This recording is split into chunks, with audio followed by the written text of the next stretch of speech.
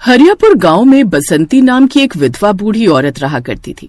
बसंती बाजार से लौट रही होती है। रास्ते में मुखिया उसे मिल जाता है। मुखिया बसंती की ओर देखकर कहता है, कैसी हो बसंती? देख रहा हूँ तुम्हारी उम्र हो गई, लेकिन अभी भी तुम सुंदर और जवान दिखती हो। बकवास बंद कर मुखिया। उम्र तो तेरी भी हो गई, लेकिन तेरी छिछोरी बातें करने की आदत अभी तक गई नहीं। अरे जब से इस गांव में ब्याह कर आई हूँ तब से तू मुझ पर डोरे डालने की कोशिश कर रहा है। अरे तुम तो नाराज हो गई। बसंती, मैं तो बस ये पूछ रहा था कि तुम्हारे पति तो कुछ समय पहले ही स्वर्ग सिधार गए, और तुम्हारा बेटा, उसे भी तुमने शहर भेज दिया था। कब लौट रहा है वो? अरे वो आज ही आने वाला है। उसकी पढ़ाई पूरी हो गई है। बोल रहा था गांव में ही आकर सब्जियों का व्यापार शुरू करेगा। इतना कह बसंती अपने घर की ओर बढ़ जाती है। बसंती अपने घर के अंदर जाती ही है कि तभी दरवाजे पर दस्तक होती है। बसंती दरवाजा खोल देती है। बाहर खड़ा राजेश अंदर आ जाता है। उसके साथ में एक सुंदर लड़की भी होती है।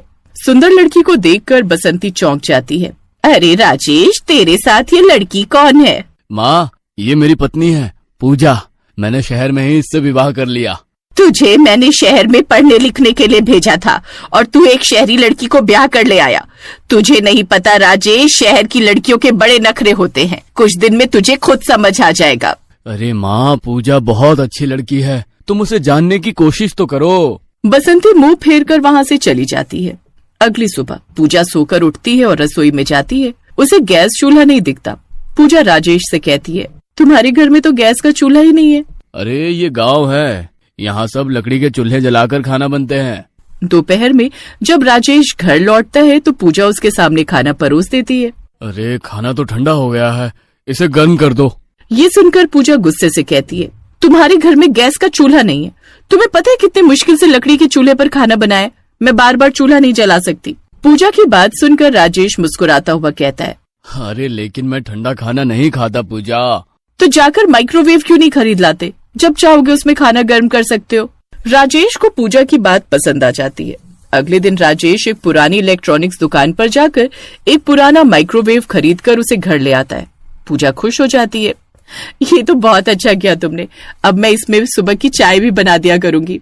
रात के समय पूजा माइक्रोवेव में खाना गर्म करने जाती है।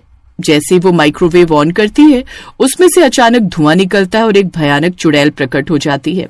चुड़ैल! कितने सालों से मैं इस माइक्रोवेव में बंद थी। अब मैं आजाद हो गई हूँ। जब मुझे मारा गया था तब किसी ने मेरी मदद नहीं की। अब मैं बदला लूंगी। इतना कहकर चुड़ैल पूजा के शरीर में समा जाती है। पूजा की आंखें लाल हो जाती हैं। पूजा लाल आंखों से खाना गर्म करके राजेश के पास लाती है। क्या तुम खाना नहीं खाओगी? पूजा कोई जवाब नहीं देती। मैंने कहा था ना, शहर की लड़कियां बहुत नाज नखरे दिखाती हैं। अब भुगत बेटा। राजेश कोई ध्यान नहीं देता और उसे इस बात की खबर नहीं होती कि अब उसकी पत्नी पूजा नहीं बल्कि एक खतरनाक चुड़ैल थी। अगली सुबह दरवाजे पर दस्तक होती है। राजेश दरवाजा खोलता है। सामने मुखिया खड़ा होता है। बसंती और राजेश दोनों उसे देखकर चौंक जाते हैं। क्या रे मुखिया, मेरे घर क्या करने आया है? सुना है राजेश ने शहर की लड़की से ब्याह कर लिया है। सोचा बहू के दर्शन कर लूं। जैसे ही मुखिया की नजर उस पर पड़ती है, पूजा की आंखें लाल हो जाती हैं। तभी मुखिया की नजर माइक्रोवेव पर पड़ती है। वो ध्यान से उसे देखने लगता है। ये माइक्रोवेव मुझे कुछ जाना पहचाना सा लग रहा है। जब मेरे बेटे अंकुर का विवाह हुआ था तो उसकी पत्नी ने भी आते ही माइक्रोवेव खरीदने की इच्छा जाहिर की थी, और लगता है राजेश की पत्नी ने भी आते ही माइक्रोवेव खरीदने की इच्छा जाहिर की है। वो भी शहर की थी और राजेश की पत्नी भी शहर की है।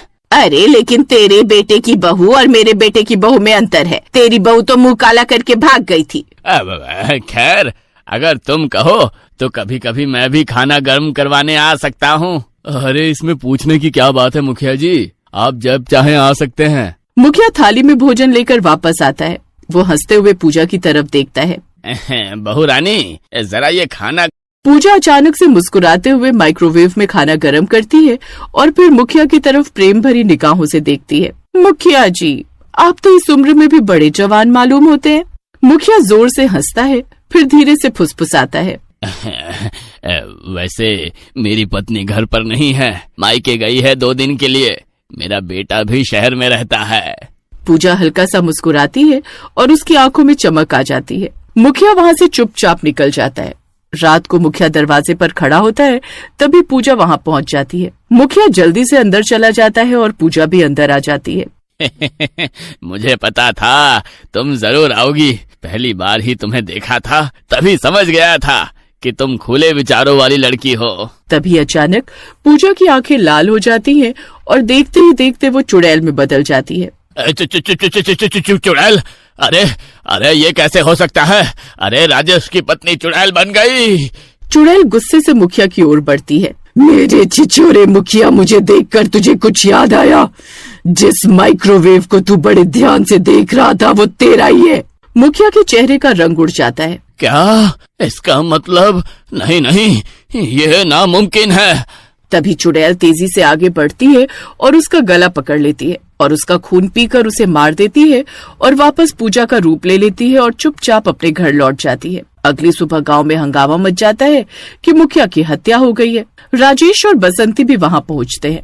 मुखिया की पत्नी फूट फूट कर रो रही होती है। उनकी हालत देखकर ऐसा लग रहा है जैसे किसी ने खून पीकर मारा हो। तो फिर तुम्हें अपने इकलौते बेटे अंकुर को खबर देनी चाहिए। हाँ, मैं उसे खबर देती हूँ, लेकिन उसे आने में 1 दिन लगेगा। गांव वाले मुखिया का अंतिम संस्कार कर देते हैं। रात के समय राजेश और बसंती सो रहे होते हैं। तभी पूजा की आंखें अचानक लाल हो जाती हैं। वो धीरे धीरे उठती है और चुपचाप मुखिया के घर की ओर बढ़ जाती है। मुखिया की पत्नी अकेले बैठी होती है। पूजा मुखिया के घर चली जाती है। पूजा मुस्कुराते हुए अचानक चुड़ैल में बदल जाती है। क्या हुआ? मुझे देखकर डर क्यों गई? तूने मुझे पहचाना नहीं? तुम चुड़ैल?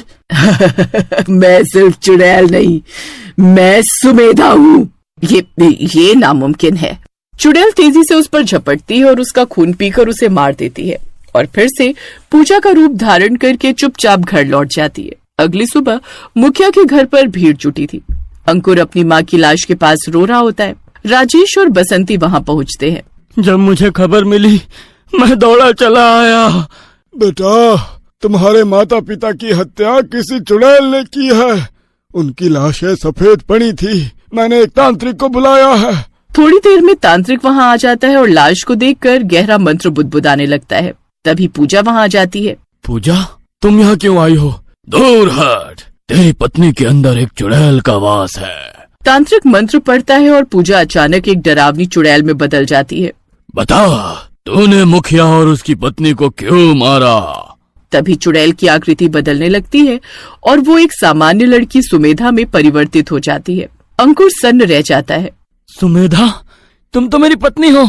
तुम तो भाग गई थी। मेरे पिता ने यही कहा था। मैं नहीं भागी थी। तुम्हारा पिता मुझ पर बुरी नजर रखता था और तुम्हारी माँ सब जानकर भी चुप रही। जिस दिन मैंने सच बताने की कोशिश की, उन्होंने माइक्रोवेव में खराबी कर दी। जब मैंने खाना गर्म किया, मुझे भयंकर करंट लगा और मेरी मौत हो गई। मेरी आत्मा माइक्रोवेव में कैद हो गई और तुम्हारे माता पिता ने मेरी लाश को नदी में बहा दिया।